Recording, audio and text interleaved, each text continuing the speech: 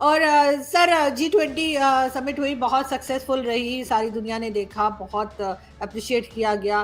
पाकिस्तान से भी कुछ 50-50 चल रहा था, कुछ लोग अप्रिशिएट कर रहे थे और कुछ कहते हमें क्या फ़र्क पड़ता है। लेकिन ख़ैर मगर ये है कि सर एक चीज़ जिससे बिल्कुल पाकिस्तान को भी फ़र्क पड़ता होगा और यकीनन चाइना को भी, अगर आप हमें बता सकें, जो कि एक नया कॉरिडोर शुरू कर रहे हैं, China, middle east, Europe economic corridor जो शुरू किया जा रहा है, जिसमें टर्की ने कहा है कि जी टर्की के बगैर नहीं हो पाएगा। ये खैर टर्की वालों का अपना एक ख्याल है। तो आपके हिसाब से सर ये दोनों, पाकिस्तान का जो सी पैक है और अब इंडिया की तरफ से जो शुरू किया जा रहा है, आपको लगता है कि ये कहीं चाइना और पाकिस्तान वाले कॉरिडोर वाला हाल तो नहीं होगा?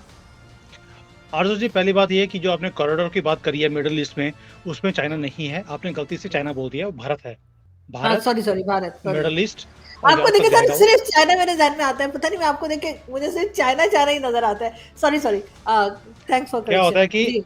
क्या होता है कि माई-बाप को कभी भूलना नहीं चाहिए, तो मैं समझ सकता हूँ, आपका दर्द कहाँ जा रहा है। तो हुँ। चाइना है बीच में आपके दिमाग से, लेकिन दिया उसको। उसके अंदर सर आप उड़ गए थे बीच। चाइना को गाली निकाल रहे हैं, तो उड़ नहीं था। चाइना, शी जिनपिंग के पास कोई और काम नहीं है। वो ये देखते रहते हैं कि ये कबख़त, ये खुरापाती आदमी क्या कर रहा है यहाँ बैठकर। अब मैं उनकी वाट लगाता रहता हूँ, वो भी बेचारे सोचते होंगे कि कब हटेगा ये। हुँ, चलिए दोबारा शुरू करते हैं। हुँ, हुँ। जी। तो चाइना नहीं है इसके अंदर, इसमें भारत है, मिडल ईस्ट है एंड आपका इज़राइल है। आपका हुँ, इज़राइल बोल रहा हूँ आपको मैं। तो हुँ, why you say that this is a game change, मैं हमेशा बोलता हूँ ये जो प्रोजेक्ट है, हम हुँ, देखते हैं कि इसको ये गेम चेंजर होने वाला है। यूएसए वांट्स कि ये कॉरिडोर बने, जबकि यूएसए को कोई फ़ायदा नहीं है। USA is not part of it, but they want that to happen because they want to counter China. China को हुँ, काउंटर करने का बेस्ट तरीका ये था, बिकॉज़ चाइना चाहता था कि मिडल ईस्ट के थ्रू चाइना को पहले लिंक किया जाए, फिर चाइना के बाद अफ्रीका में एंटर किया जाए। यूएसए भी चाहेगा नहीं, भारत भी नहीं चाहेगा कि भई हुँ, इतना लंबा रूट इनको दे दी जाए। It is going to be a free pass. Free pass हुँ, नहीं है, इनके हाईवे के सामने हमने अपना हाईवे निकाल दिया, इनके हाईवे को वहीं पे रोक दिया है, ताकि ये आगे बढ़ ही ना सके वहाँ से। सो एज़ फार एज़ देखिए, हमने इतनी तरक्की देखी है, चाइना चाइना ने तरक्की करी पाकिस्तान में, 10 साल उन्होंने आपको इतने पैसे दिए, इतनी वहाँ पे आपके पोर्ट्स बना दिए, हाई पोर्ट बना दिए, हुँ, हाईवे बना दिए, दूध की नहरें बहनी शुरू होगी, शहद के वो तालाब वहाँ पे बन गए। हमने बोला भई अब पाकिस्तान ने इतने फ़ायदे लिए, हम भी कुछ ले रहे हैं। देखिए, हमें थोड़ी-सी अकल तेज़ आती है, लेकिन हमने पाकिस्तान से सीख लिया है हुँ, कि 10 हुँ, सालों में जैसे आपने 25-26 बिलियन डॉलर फ्री में मिल गए आपको, वापस आपने करने नहीं है। हमने बोला चलो बहती गंगा में हम भी हाथ धो लेते हैं। मिडल ईस्ट पैसे लगाने को तैयार है, लगवा लेते हैं, क्या दिक्कत है उसमें? तो आपने 25-26 बिलियन लिए, हमारा कोई ऐसा नहीं है कि हमने कुछ लेना है, हम लेंगे बिज़नेस। जो रेलवे लाइन पड़नी है वो भारत लेगा, आगे हुँ, जो रेलवे चलनी है वो भी भारत देगा। सो ट्रेड भी भारत से होना है। So wherein we are saying कि जो वहाँ से ट्रेड, देखिए, we are not importing much products from Middle hmm, East. हम तो एक्सपोर्ट ही करने की बात करते हैं कि तेल हम आपसे लेंगे लोकल करेंसी में और माल बेचेंगे भारत भारत का और साउथ ईस्ट एशिया का। साउथ ईस्ट एशिया को हमने ऑलरेडी अपने पाले में ले लिया है कि आपके सारे प्रोडक्ट्स हम यूरोप तक भेजेंगे through this corridor. That means Bharat अब हब बनने वाला है because in south east Asia के लिए। लेकिन सर जो मैप दिखाया गया था वो ऐसे ही था कि इंडिया, इंडिया से मिडिल ईस्ट और मिडिल ईस्ट से यूरोप।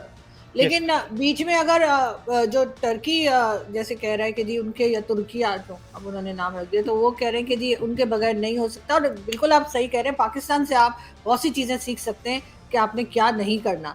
क्योंकि हमारे जो प्रोजेक्ट जिस तरीके से फ्लॉप हुए हैं, जिस तरीके से पैसा ज़ाया हुआ है, करप्शन हुई है, बहुत कुछ हुआ है जिसकी वजह से सी पैक का ये हाल है। तो बिल्कुल उसमें मैं तो कभी इनकार नहीं करूँगी कि एक बहुत गड़बड़ यहाँ पर रही है उस प्रोजेक्ट को लेकर। तो बिल्कुल अगर कोई दूसरा नया शुरू करता है तो पाकिस्तान से ये तो सीख ही सकते हैं कि नहीं ये चीज़ें जो है आपने जो है ख़ास आपने इस पे जो है इम्पोर्टेंस देनी है इन पॉइंट्स को।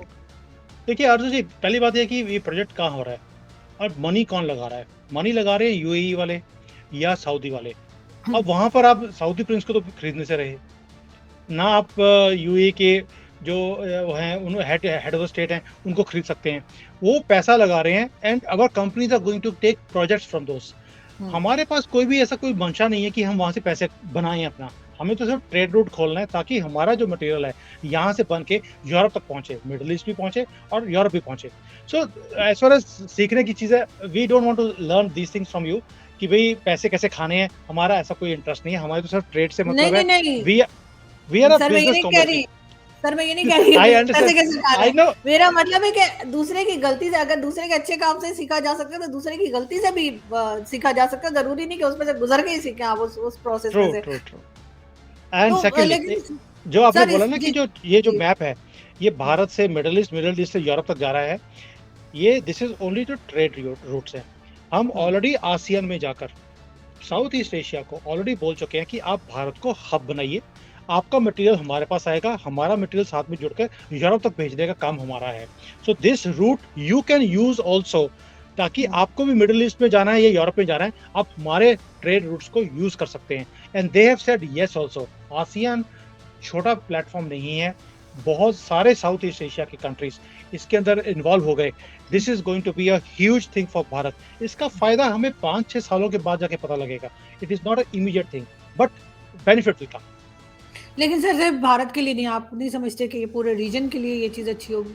यस, देखिए भारत ने कभी भी ये बात नहीं करी कि मुझे फायदा चाहिए। हमने पहले साउथ ईस्ट एशिया को बोल दिया कि भाई आप हमारा इस रूट का फायदा ले सकते हैं। अफ्रीका को हमने ऑलरेडी G20 में ऐड करवाने के बाद, देखिए कहीं ना कहीं हमने जी सारे जो अफ्रीकन कंट्रीज हैं उनको भी एक्टिवेट कर दिया। और उसका हम्म मटेरियल अगर मिडिल ईस्ट तक आता है, उसके बाद यूरोप जाता है, तो हमने ग्लोबल साउथ के लीडर हम ऑलरेडी बन चुके हैं। हमें किसी के अब स्टेटमेंट की जरूरत नहीं है या एक्सेप्टेंस की जरूरत नहीं है। We already are the global leader, global south का लीडर है।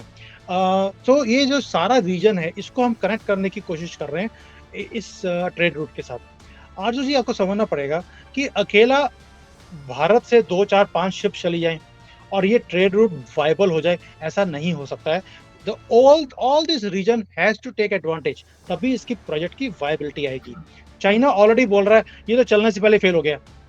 भाई हम्म इतनी आग लगी है इनको, अभी हमने अनाउंस किया है, पहली ईंट भी रखी नहीं है उसके ऊपर, इन्होंने पहले डिक्लेयर कर दिया ये तो फेल होने वाला है। रीजन क्या है? इन्होंने भी एक्टिवेट कर दिया ईरान को, पहले तो तुर्कियों को किया कि भाई हम्म आप पांजी, हमें बोला पंजाबी में पांजी मार दो। हम्म उधर से ईरान को बोल देंगे भी आप भी पांजी मारो थोड़ी सी, है ना, कुछ कुछ ना कुछ कर दो। तुर्की ने बोल दिया भी अगर हमें ना किया तो हम ब्रदरहुड को एक्टिवेट कर देंगे। अब ब्रदरहुड क्या है? आईसिस, अलकायदा, ये ब्रदर्स है ना इनके, तो इनको एक्टिवेट कर देंगे ताकि इनको तंग करते रहें और ये प्रोजेक्ट को ना होने दिया जाए। तुर्की क्यों बोल रहा है कि you make me part of it? दो रीजन है।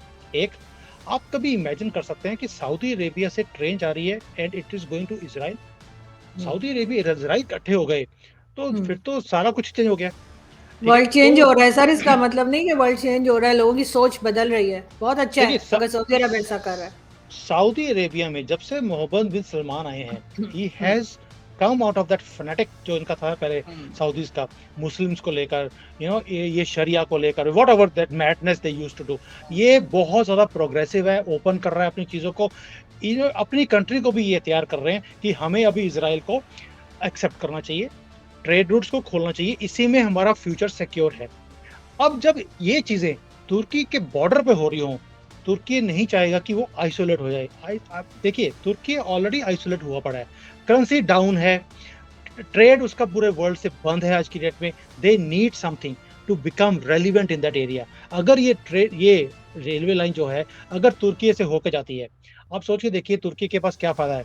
एक, they will also make money out of it. दूसरा, कल को कभी भी सऊदी के साथ या इसराइल के साथ किसी के साथ भी पंगा पड़ता है, जो पड़ेगा पड़ेगा, क्योंकि वो कहते हैं कि ऑटोमन एम्पायर वापस आ जाए, तो उस टाइम पर इनके पास एक नेगोशिएशन वो होगा, टूल होगा कि भाई हम आपकी ट्रेन जाने नहीं देंगे। सो ये लॉन्ग टर्म एक व्यू है जहां पर Turkey wants to become that trouble maker in that project. और चाइना चाहता है कि ऐसे लोग खड़े होते रहें कि भाई आप मुझे नहीं लेकर आएंगे, हम आपका ये प्रोजेक्ट पूरा नहीं होने देंगे। सो दैट तुर्की आएगा तो बोलेगा भी चाइना को भी लेके आओ। So this is a game plan. Jio politics में ऐसे ही चलता है। लेकिन सर, वैसे होना तो यही चाहिए कि कंपटीशन के तौर पे जो है चाइना को भी अपने तरफ के सी पैक पे और ज़्यादा देखना चाहिए कि किस तरह से कंप्लीट किया जा सकता है। लेकिन चाइना को अगर हम देखें, पाकिस्तान तो चलें बात करेगा। मैं नहीं बात कर रही। आपने बोला चाइना को चाहिए कि वो सी पैक को पूरा करे, दैट मीन्स आपको और पैसे दे दे। वाह! हाँ सर, आपके भी समझा आप करें ना सर, आपके घुमा-फिरा के बात करते हैं, सब ऐसे सीधे-सीधे माँगते हुए अच्छा नहीं लगता ना, तरीके होते हैं, हमारे आप भी अपने अपने तरीके हैं। मामू पे गई हैं, पूरे मामू पे। उन्होंने पीआईए खा गए, आप चाइना खा गए हो। सर खुदा के लिए, मेरे मामू ने ऐसा कुछ नहीं किया, आप लोग उनके पीछे पड़ गए। लेकिन मैं ये ज़रूर कहूँगी कि अब चाइना जो है वो उसको तो यकीनन, पाकिस्तान को भी ख़ैर इतना मैं नहीं समझती कि कोई बहुत पाकिस्तान भी एप्रिशिएट करेगा, हालाँकि करना चाहिए। लेकिन चाइना को अगर हम पहले फ़ोकस करें, आपके ख़्याल से चाइना की क्या फीलिंग्स होंगी? चाइना क्या सोचेगा कि मैं इधर सी पैक कब से बना रहा हूँ, कई सालों से और नहीं हो पाया, और इंडिया का जब ये प्रोसेस ये देखेंगे, ये प्रोजेक्ट देखेंगे, तो आपके ख्याल से चाइना से कोई स्टेटमेंट आएगी? देखिए, चाइना बहुत तेज़ी से प्रोजेक्ट्स को पूरा करता है। उसका अगर लॉन्गेस्ट कोई प्रोजेक्ट है, वो है सी पैक। 10 साल हुँ। हो गए, अभी तक पूरा नहीं हुआ और अगले 10-20 साल भी। एकलव्य न्यूज इंडिया, अंतर्राष्ट्रीय खबरों का मंच।